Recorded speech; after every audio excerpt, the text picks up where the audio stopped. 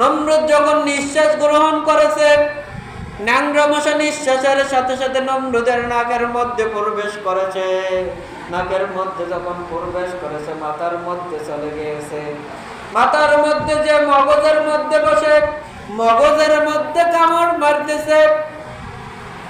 আর নমরুদ অনেক কষ্ট পাইতেছে। নমরুদ তার সৈন্যদেরকে ডাক দেয়া বলতেছে, তার দাসীকে ডাক দেয়া বলতেছে, দাসী রে, আমার মাথার মধ্যে আঘাত করো। বলেন কি করো? মাথার মধ্যে আঘাত করো। নমরুদ ডাক দিয়ে বলতেছে তার দাসীদেরকে, তার দাসদেরকে, তার কর্মচারীদেরকে যে আমার মাথার মধ্যে তোমরা আঘাত করো।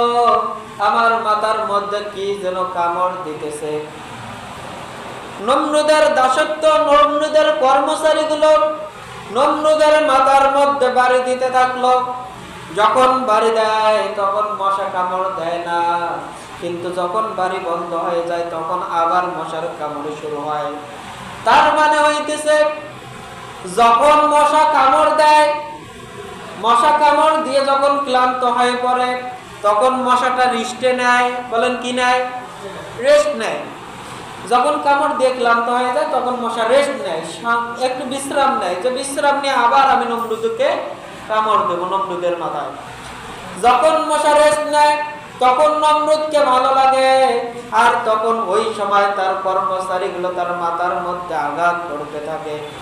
যখন আঘাত করা বন্ধ হয়ে যায় তখন আবার মশা কামড় দেয়।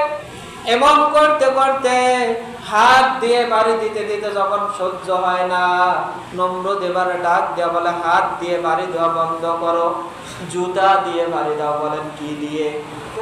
জোরে বলেন কি দিয়ে? জুতা দিয়ে বাড়ি দাও।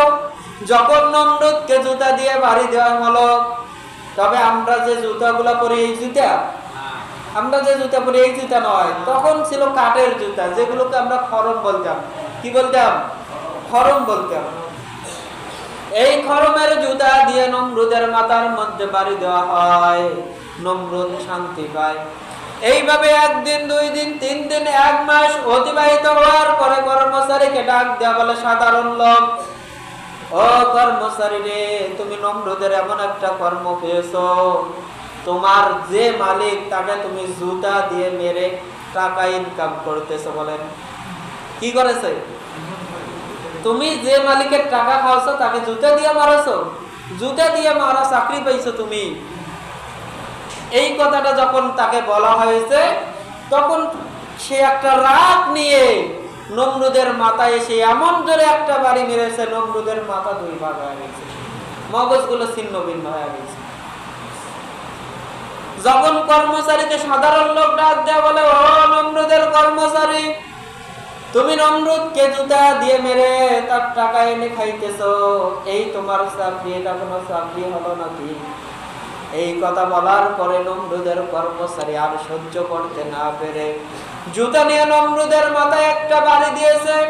মাথা পেটে ভাগ হয়ে মগজগুলো ছিন্ন ভিন্ন হয়ে গিয়েছে।